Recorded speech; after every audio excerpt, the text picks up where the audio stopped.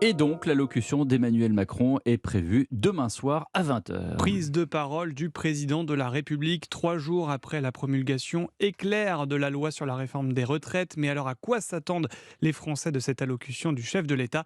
Simon Bourtambour est allé prendre la température à 24 heures de ce discours du président. Je trouve que c'est très bien qu'il s'adresse aux Français parce qu'effectivement, les Français attendent des réponses. Maintenant, qu'est-ce qu'il doit répondre ça, j'en sais trop rien. Et même lui, c'est peut-être pas trop non plus ce qu'il doit faire. Ce que je souhaite, c'est qu'il arrive à apaiser le pays. Qu'il nous dise ce qu'on n'a pas compris. Je pense que son discours, il n'a pas trop d'importance vu que ça sert à rien de rassurer les personnes vu que la loi est passée. Le problème de retraite est terminé. Est-ce qu'un retour en arrière est possible? Honnêtement, je ne pense pas.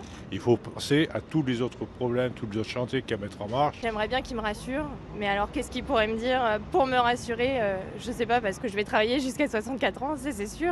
Mais est-ce que j'aurai du travail encore? Est-ce que je pourrais avoir un niveau de vie décent par rapport à ma situation professionnelle? Des propos recueillis par Simon Bourtambour pour Europe 1. L'image d'Emmanuel Macron sévèrement écornée ces derniers mois au vu du contexte social. Alexis de la Fontaine du service politique d'Europe 1 est avec nous.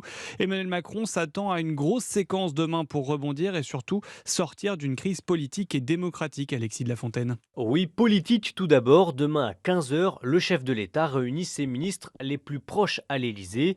L'objectif est clair, trouver des portes de sortie, des annonces, des réformes, voire même un remaniement pour sortir de la crise. En effet, l'idée d'une alliance avec la droite résonne de plus en plus en Macronie.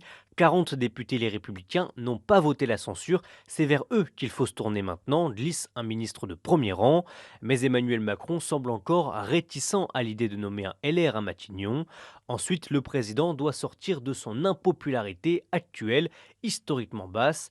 Pour cela, le chef de l'État pourrait organiser plusieurs déplacements sur le terrain, en province. Son idée, retrouver les Français avec des sujets centraux comme la santé, l'éducation ou l'écologie. Bref, tout sauf les retraites. Alexis de la Fontaine du service politique d'Europe